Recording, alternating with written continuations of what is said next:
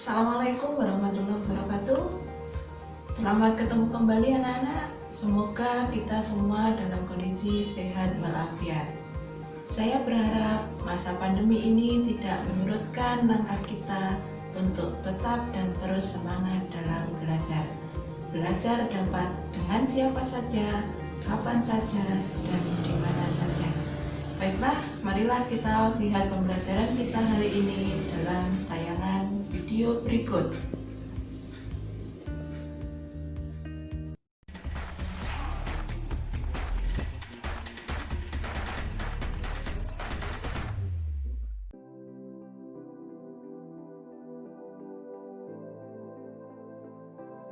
Anak-anak hebat, dalam rangka memenuhi standar untuk kriteria, maka dipastikan pengendalian proses.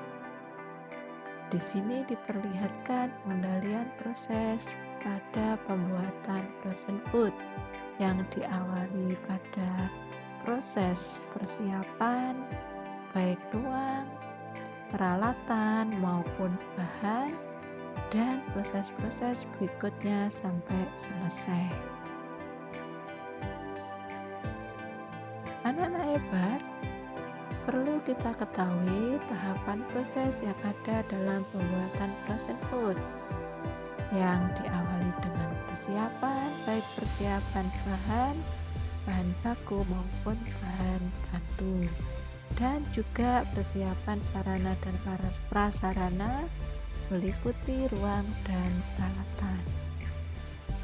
Proses berikutnya adalah penimbangan, baik penimbangan bahan baku yang dapat dilakukan pada awal dan setelah trimming, juga penimbangan bahan bantu termasuk BTF. Proses berikutnya adalah pencucian yang dilakukan dengan air bersih dan sebaiknya dilakukan dengan menggunakan air yang mengalir.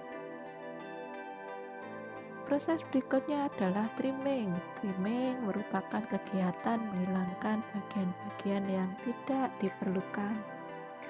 Pada contoh kasus bahan baku berupa ikan, kegiatan trimming diawali pembuangan isi perut, pembuangan kepala ikan, pembuangan tulang dan duri, juga pembuangan bagian yang tidak diinginkan lainnya, sampai akhirnya didapatkan hasil yang benar-benar tinggal yang akan digunakan saja.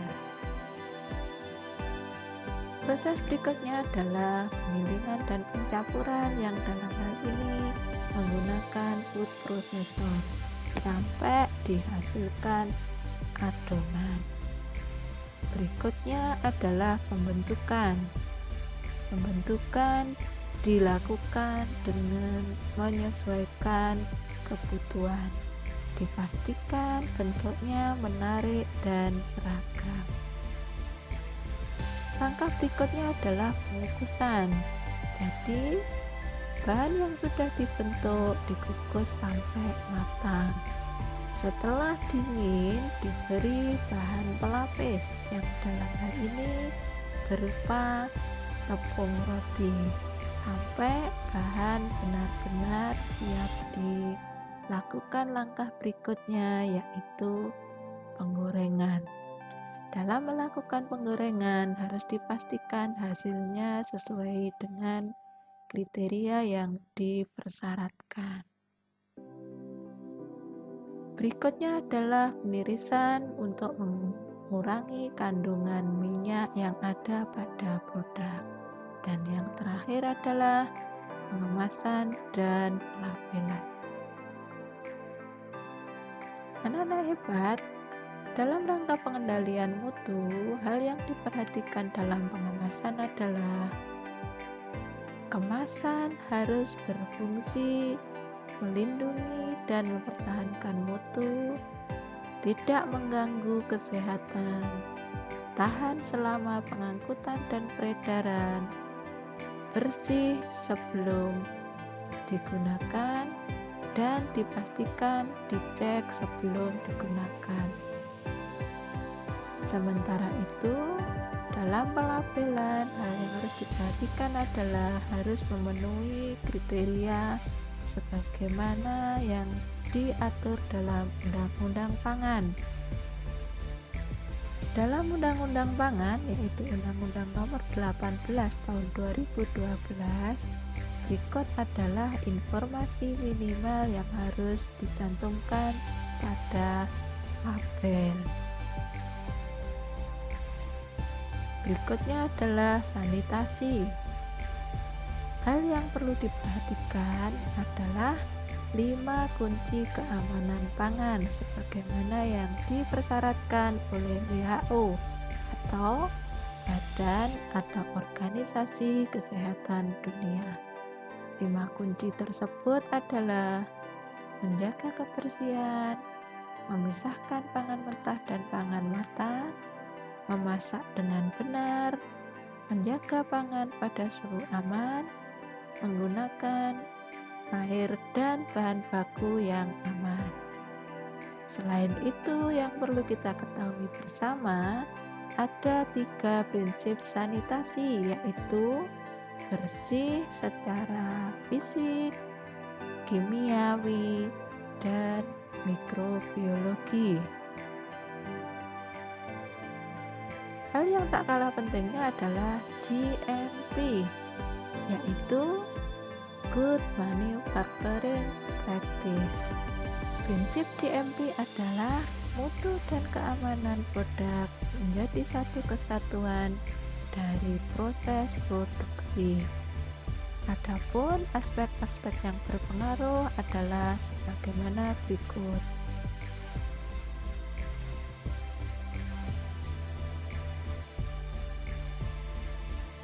Yang berikutnya adalah kontaminasi silang. Pencegahannya dapat dilakukan diantaranya adalah mencegah masuknya bahan-bahan kimia berbahaya dan bahan asing. Yang kedua, bahan-bahan beracun harus disimpan jauh dari tempat penyimpanan makanan dan diberi label yang jelas. Selanjutnya, bahan mentah harus disimpan terpisah dari bahan yang diolah atau siap dikonsumsi. Berikutnya, ruang pengolahan harus dikontrol dengan baik. Selain itu, karyawan harus memakai alat pelindung diri. Dan yang terakhir, permukaan meja kerja, peralatan, dan lantai harus selalu dalam keadaan bersih.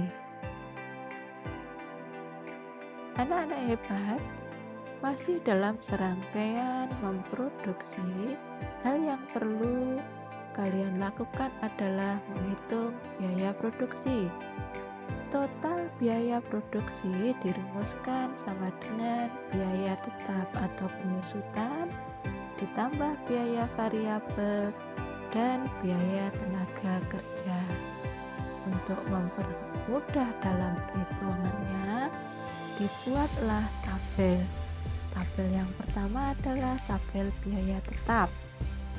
Di sini ada kolom-kolom yang menunjukkan nama alat, jumlah, harga dan totalnya, serta umur ekonomis alat dalam hari dan biaya penyusutan. Terakhir, dalam tabel ini nanti dihitung jumlah total biaya tetap dan jumlah total biaya penyusutan.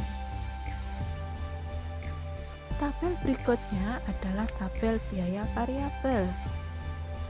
Jadi di sini nanti dituliskan bahan-bahan yang digunakan, harga satuannya, dan juga harga sesuai kebutuhan. Nanti terakhir dihitung total biaya variabel. Berikutnya adalah menghitung analisis ekonomi atau yang dikenal dengan analisis kelayakan usaha.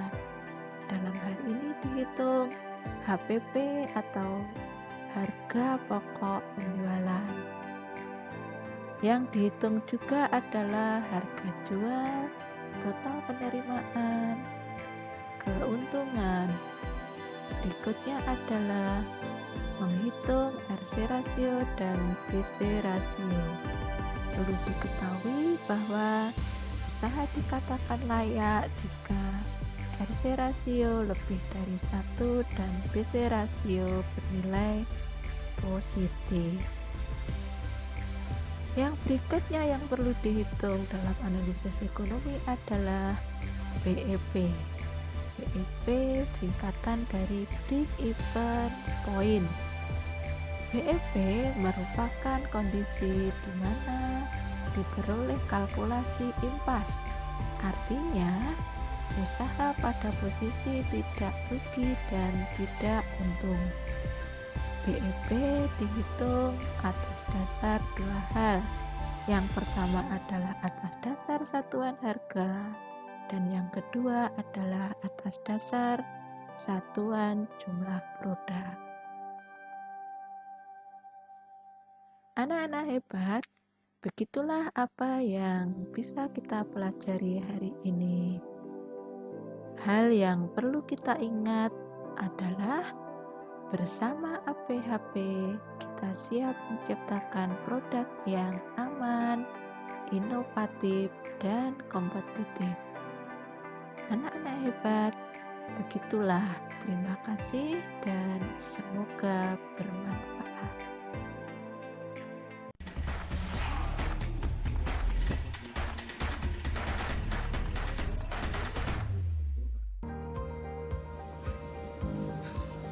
Baiklah anak-anak, itu tadi video pembelajaran kita kali ini.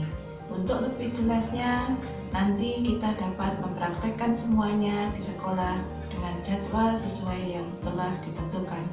Salam sehat, semangat, dan sukses selalu. Wassalamualaikum warahmatullahi wabarakatuh.